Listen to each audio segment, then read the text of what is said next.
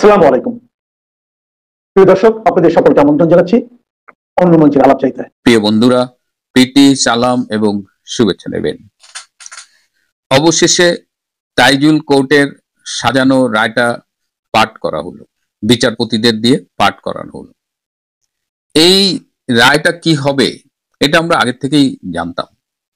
তারপরও আজকে সকালে একজন আমাকে ফেসবুকে বললেন যে ভাই, প্রথমে এই শেখ হাসিনাকে যাবজ্জীবন দেওয়া হবে এবং এই যাবজ্জীবন কারাদণ্ডের প্রতিবাদে জামাত, শিবির এরা শাহবাগে একটা আন্দোলন গড়ে তুলবে এবং তখন পরবর্তীতে এটা কনভার্ট করা হবে মৃত্যুদণ্ডে।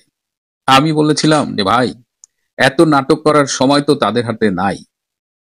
এই যে নাটক, মানে কোথায় কার বিদায় ঘন্টা বাজছে, কার কাউন্টডাউন শুরু হয়ে গেছে, এটা আমরা যতটুকু জানি বা না জানি, এটা ডক্টর ইউনূস খুব ভালো করেই জানে।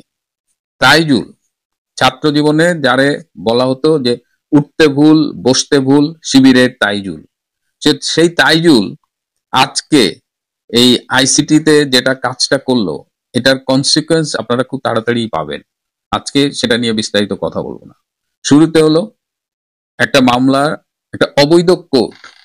এই কোর্টটা করা হয়েছিল 1971 সালে যুদ্ধ অপরাধ, মানবতা বিরোধী অপরাধ, এইসব যে মুক্তিযুদ্ধে এইসব অপরাধ সংঘটিত হয়েছিল তার বিচারের জন্য। সেটাকে একটা অবৈধ অধ্যাদেশের মাধ্যমে এই জুলাই আগস্টে যে জঙ্গি অভ্যুত্থান, সেখানকার বিভিন্ন কাল্পনিক বানোয়াট অভিযোগ এনে, মানে পুরো বিষয়টা ইল্লিগাল। আমি ইল্লিগাল বলছি তা না। এই কোর্টে একজন ব্রিটিশ আইনজীবী টবি ক্যাটম্যান, তিনি অ্যাডভাইজার হিসেবে আছেন। টবি ক্যাটম্যান নিজেই বলেছিলেন যে শেখ হাসিনার বিচার আমরা আন্তর্জাতিক অপরাধ আদালতে করি, সেটা নেদারল্যান্ডসের হেইগে। কিন্তু তাইজুল বাহিনী রাজি হয়নি, কারণ হেগে গেলে তো আর এইভাবে মনের মতো ইচ্ছা মতো বিচার ম্যানিপুলেট করা যাবে না। তাইজুল বাহিনী সমস্ত আইনের প্রতি বৃদ্ধাঙ্গুলি দেখিয়ে এই আইসিটিতে অবৈধভাবে এই মামলাটার বিচার করেছে। এই মামলার এতগুলো অসঙ্গতি, প্রথমত তো এই কোর্ট অবৈধ, দে হ্যাভ নো রাইটস। এই অপরাধ যারা যেগুলো দাবি করছে এটা বিচার করার জন্য এই আদালতটা অ্যাপ্রোপ্রিয়েট আদালত না, তারা নর্মাল আদালতে যাইতো। তো এটা প্রথমেই মানে বাতিল হয়ে যায়, তারপরে আসলে আর কোনো আলোচনার দরকার হয় না। তারপরেও কিছু বিষয় আমি একটু আলোচনা করতে চাই। এইখানে এই তাইজুলটা কে? এইখানে যখন 71-এর মানবতা বিরোধী অপরাধ, যুদ্ধ অপরাধী এদের বিচার হচ্ছিল, তখন তাইজুল ছিল ওই অপরাধীদের আইনজীবী। সে এখন পোল্টি খেয়া হয়ে গেছে চিফ প্রসিকিউটর, সরকার পক্ষের আইনজীবী। এটা কেমনি হয়? এখানে স্পষ্ট কনফ্লিক্ট অফ ইন্টারেস্ট, এটা সম্ভব না। জাতিসংঘকে আয়না আপনি একটা তদন্ত করাইলেন, তদন্তের রিপোর্ট দিলেন, জাতিসংঘ বলতেছে 1400 মারা গেছে, আপনি বলতেছেন 800 মারা গেছে। সেই সময় পেপার গাইতে দেখা যায় 150-200। এই 150-200 আবার কারা মারছে? কিছু মারা গেছে পুলিশের গুলিতে বা আইন শৃঙ্খলা রক্ষাকারী বাহিনীর হাতে।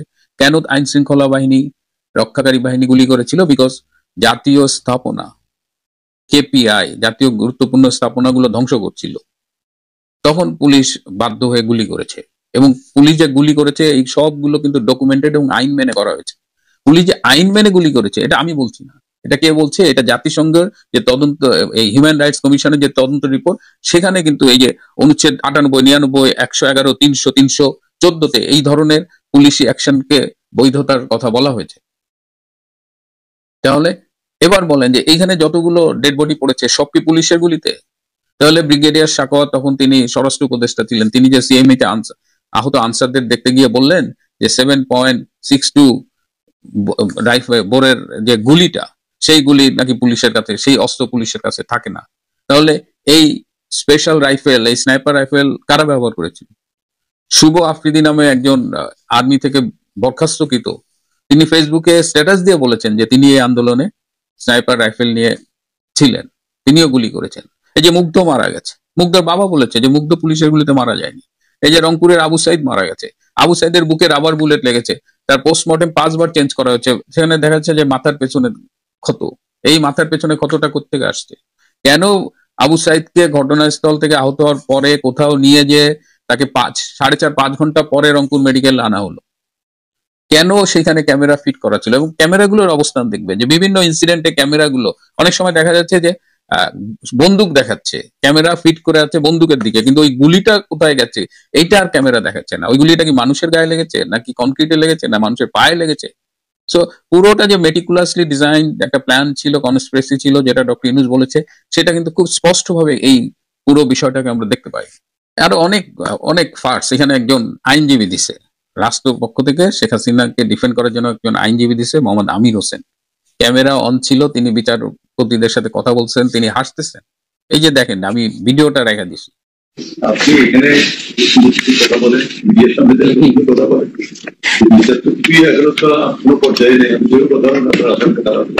না ক্লাস পাবে তারপরে আমি বলছি যে আমি বিশ্বাস করি যখন সাংবাদিকরা প্রশ্ন করে আমাকে যে আপনার আসামি খালাস পাবে কিনা, আমি বলেছি আমি বিশ্বাস করি যে আমার দৃঢ় বিশ্বাস যে আমার আসামি খালাস পাবে।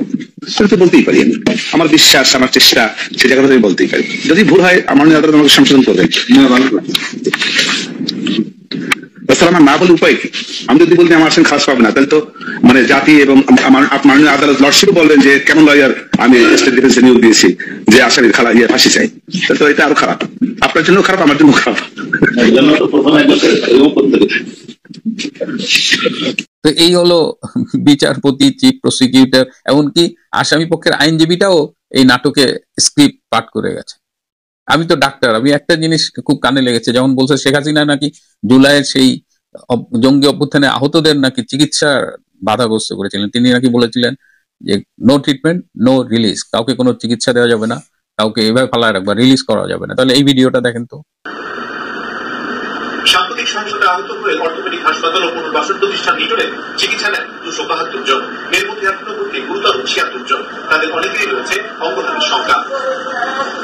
তাদের দেখতে অর্থোপেডিক হাসপাতালে যান প্রধানমন্ত্রী। আহতদের খোঁজ নেওয়ার পাশাপাশি কথা বলেন চিকিৎসা নার্সদের সঙ্গে, জানান চিকিৎসা ব্যয় ছাড়াও প্রয়োজনে ভিত্তিভঙ্গ প্রতিস্থাপনের ব্যবস্থা করবে সরকার। চিকিৎসার জন্য যারা লাগবে আবার করে দেবো, করে দিচ্ছি।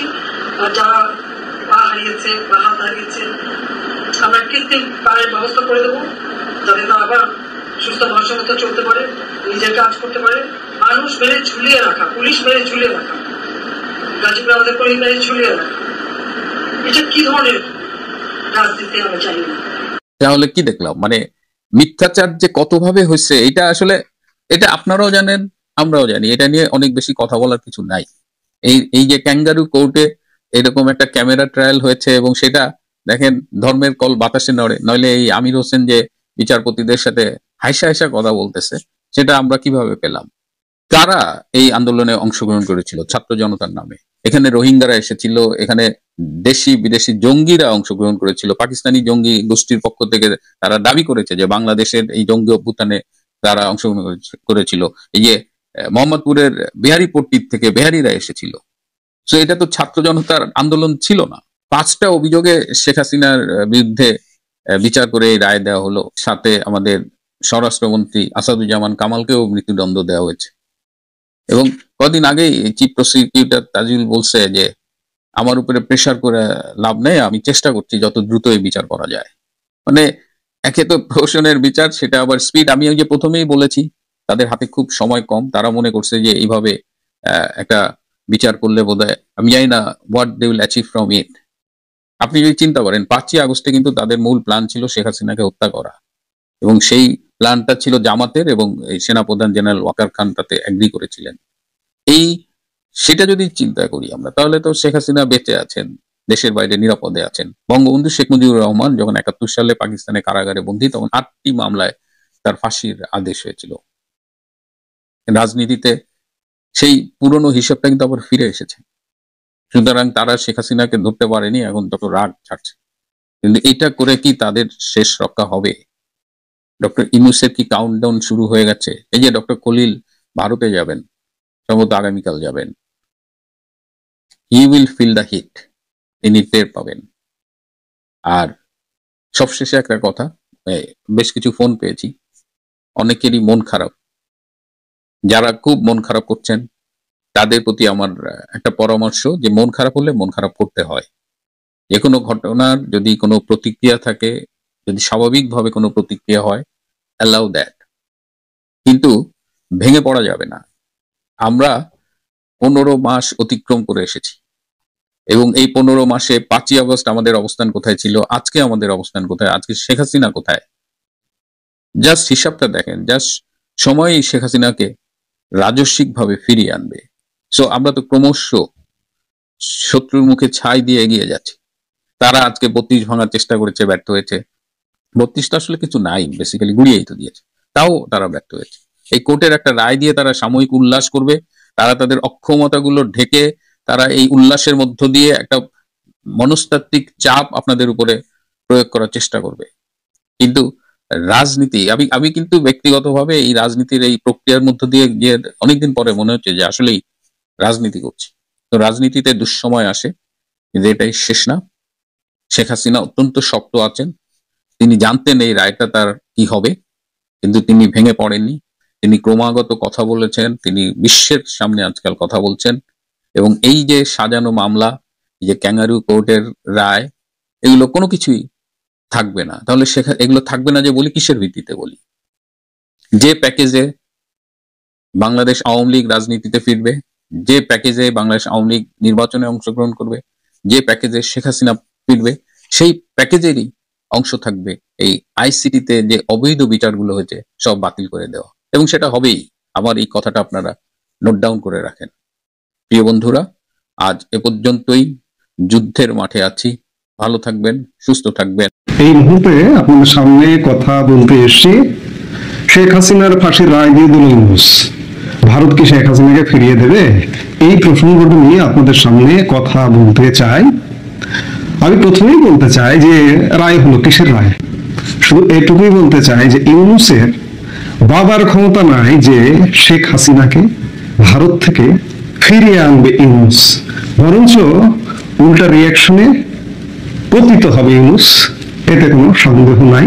আপনারা ইতিমধ্যেই জানেন যে মানবতা বিরোধী অপরাধে অভিযুক্ত করে বাংলাদেশের নির্বাসিত প্রধানমন্ত্রী শেখ হাসিনার বিরুদ্ধে রায় ঘোষণা করা হয়েছে আজকে সোমবার 17 নভেম্বর। এবং এই রায় ঘোষণাকে কেন্দ্র করে একটা শ্রেণী উল্লসিত। কারা উল্লসিত আপনারা জানেন যে গত 16 মাস যাবৎ দেশটা কারা দখল করে আছে, তারা উল্লসিত।